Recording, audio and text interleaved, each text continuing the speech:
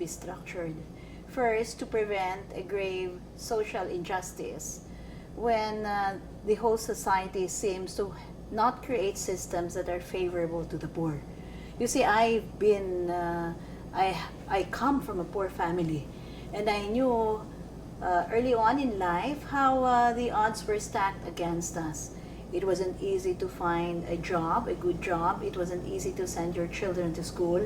You had to live with the day-to-day dangers of the streets, but you had to still put your best foot forward. That being said, I was one of those fortunate who made it to the top of the pack, so to speak. But there were many classmates of mine who come from poor families, classmates who wouldn't have breakfast so that they would really be not in a position to put their best foot forward in class, and they would lag behind, they would drop out. Eventually, you see the streaming that was coming, where the better ones were rising to the bottom, and you would have a greater portion of the poor really dropping out. And the jobs that they would have, of course, the employment that they would have, would not bring them enough. And so it was a system of aggravation after another. And you could see that the justice system then, even at a very young age, I could see how the police were treating the poor in a quite not respectful way. But when they see a very well-dressed person or somebody who seems to be highly educated and seems to be well positioned in society, the treatment is very different. So at a young age, I had this experience one where after the day passing the bar exams, I was awakened in the middle of the night to rush to a police precinct because of the danger that a suspect would be beaten to extract a confession.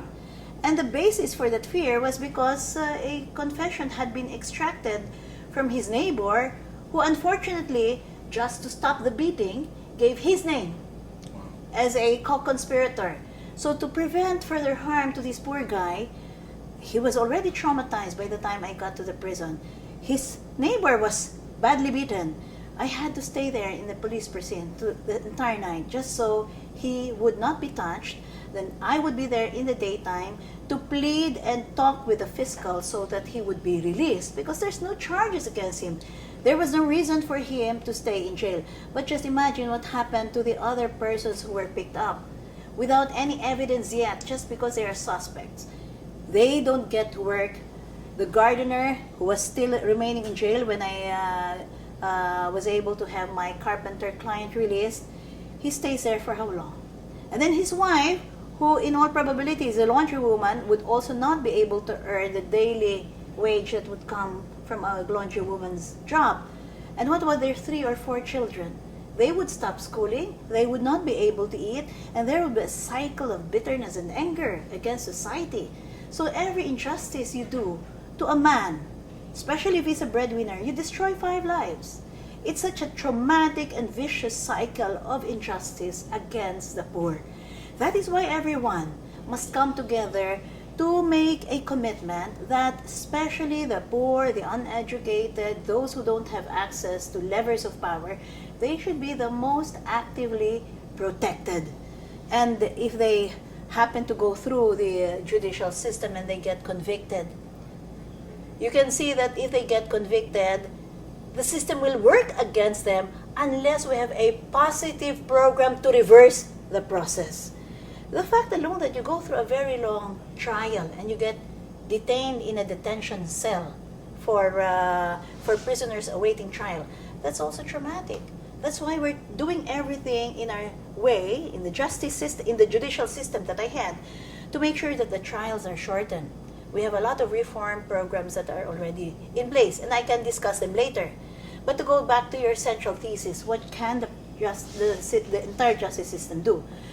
The law enforcement agencies who are responsible for case build-up, for identification of suspects, and really for filing the cases with the prosecutors, who will then evaluate whether they will file it in court. They had better make sure that there is no injustice in those 2 aspects. They don't wrongly accuse a person, because it is so traumatic to be imprisoned in the first place. And then if the prosecution decides to file a case, they better make sure that they have a good chance of winning the case. Otherwise, why make society go through a litigation process that they knew at the very first place they wouldn't be able to prove anyway? And then after, when it gets to our courts are all instructed to make sure that things may move fast, that there is not a day of delay, if possible, considering that they have so many other cases at hand, that they get to litigate, to hear both sides fast, make sure that the accused has every right, that the victims' families are also heard fully, and then make a decision fast. Then the appellate process should also be fast, and then until the final verdict comes out. While awaiting that, after the conviction, I think your program steps in. And I think even for some detention prisoners, your program already steps in. But the important message your program says is, every person deserves a second chance. If poor, that person must be specifically, positively helped. Even if guilty, that person must be given the chance to reform himself. So that must be a message that we will keep on repeating to society. Every person makes mistakes. He has to pay for it according to the laws of the land, but in a way that is just, not arbitrarily, not cruelly. And if he indeed has already been convicted or he has confessed, then let's find out if he can be rehabilitated, so that we have one less bitter and angry soul, and the family as well. One less bitter and angry family will do a lot to improve Philippine society. Thank you, madam. What's your view is most of people, especially like foreigners, they ask me when I talk about college education behind bars, they ask me, why did you put college education behind bars inside jail? But then I said, well, because those who are waiting for trial, they are presumed innocent.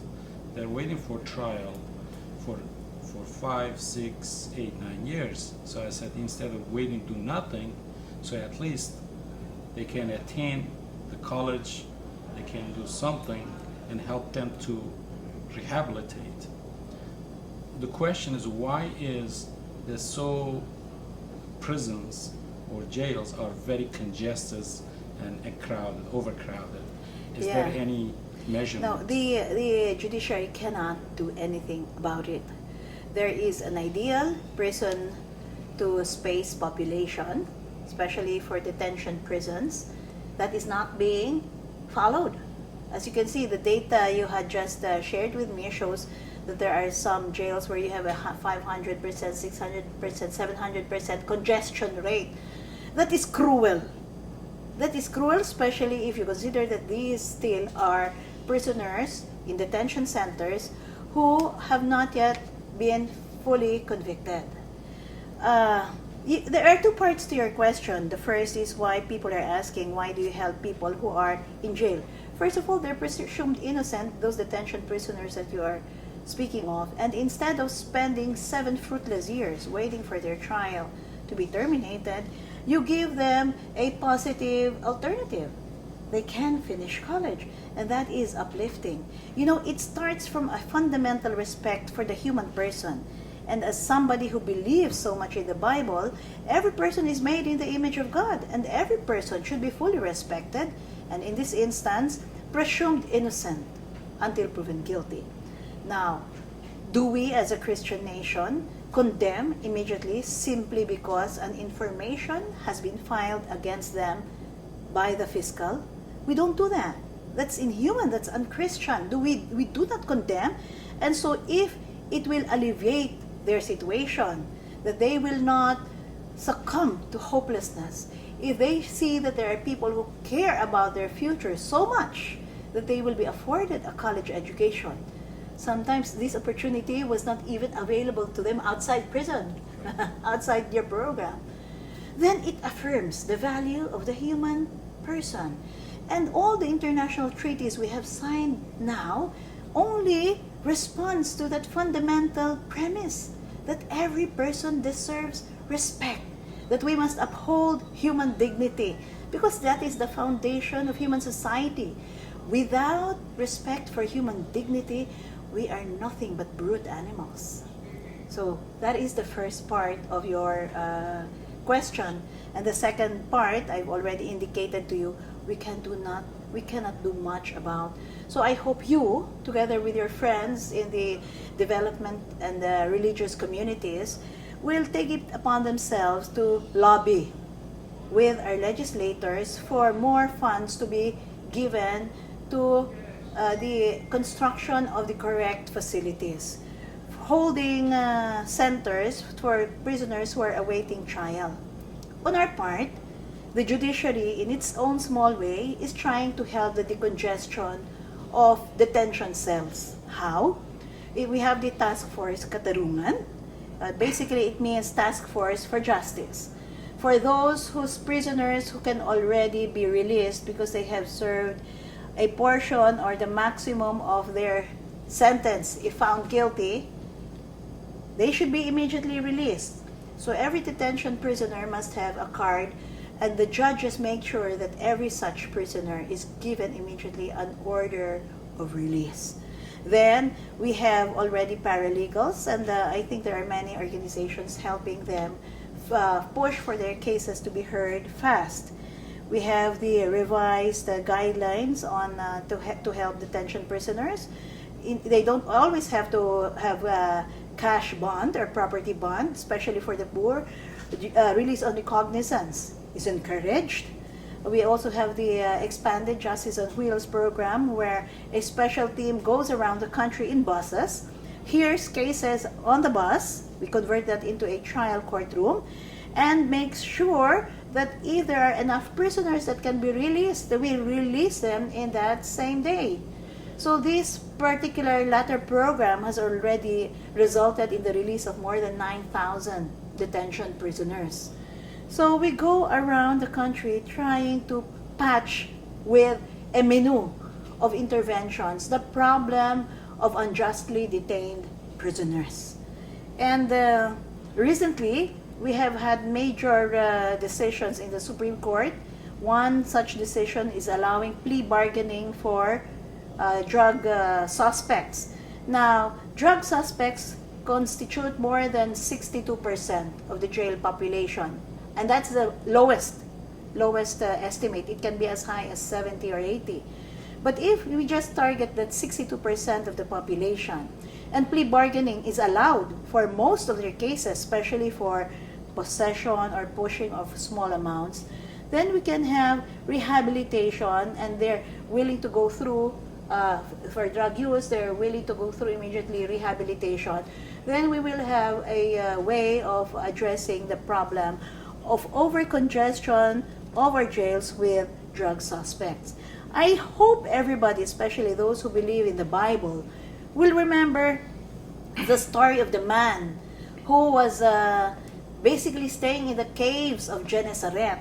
You know, in the Bible, when Jesus came to this town where there was a lunatic who was slashing himself and who was hurting himself and hurting other people because he had, according to the townsfolk, been possessed by many demons, Jesus did not hesitate to send the demons to a herd of 6,000 heads of swine. Now, if you go by the lowest estimate of 3,000 pesos per head of pig, then you would have around 18 million pesos lost in the sea, drowned, because Jesus sent them there. So, as far as Jesus is concerned, it does not matter too much that we spend to rehabilitate a single person.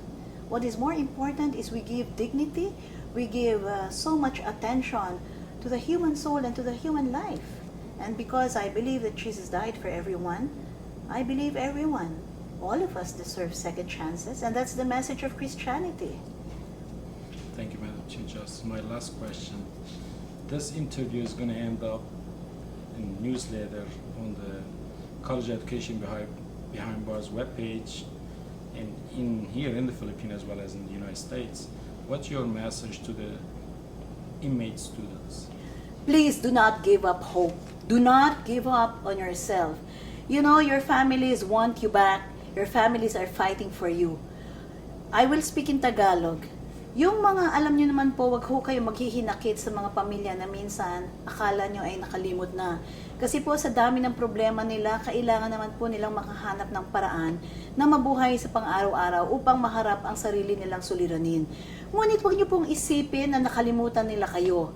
At wag nyo pong isipin na nakalimutan na kayo ng buong lipunan, pagkat marami pa hong nagmamahal sa mga naaapi at nahihirapan sa buhay. Kaya't meron nga po tayong mga tumutulong sa atin, gaya ng mga liderato ng College Behind Bars. Buong puso po nilang inaalay ang sarili nila upang kayo ay tulungan, upang sabihin na pag makalaya kayo, makakahanap pa kayo ng trabaho, may mga employer pa pong pupunta sa inyo at kukuhain kayo at bibigyan po kayo ng bagong pagkakataon. At sa lahat, ang pinaka-importante po, huwag niyo hong isipin na nakakalimutan ho kayo ng Diyos. Mahal kayo ng Diyos. Ang bawat isa sa inyo, wala ni sino man sa ating hindi nagkasala. Malaki man ang pagkakasala niyo o maliit, pare-pareho lang po tayo. Lahat tayo ay kailangan ng isang tagapagligtas, ng isang tagapagpatawad sa atin. At si Kristo ay handang magpatawad sa inyo. Tanggapin ang kapatawaran at pangalawang buhay na binibigay niya sa atin. Isipin na may pag-asa pa, hindi lamang sa buhay na ito, ngunit lalong-lalo na sa buhay na darating. Kaya't maniwala kayo sa pagmamahal, maniwala kayo sa pag-asa, maniwala kayo sa sakripisyo, at maniwala kayo sa redemption. Naway huwag kayong mawalan ng lakas na pumasok sa inyong mga klase sa College Behind Bars. Patuloy lang po kayo. Magpasalamat po kayo sa Diyos araw-araw. Pagkat may pag-asa pa po, maaari pong makalaya kayo kahit anong oras na. At pag nakalaya kayo, sa tulong ng mga mabubuting taong nakapaligid sa inyo, mas maganda pa nga po ang magiging prospekto nyo sa kinabukasan. At hindi pa yon, yung ilaw nyo po ay magniningning upang sabihin sa lahat ng mga nawawala ng pag-asa na ang lahat ng tao, they deserve second chances. You had your second chance. Show it. Let your light shine. Be an example of hope. Be an example of redemption. Never give up. Never give up the fight. Keep on trying. Do your best. Love God above all and thank Him and love your fellow man. Salamat.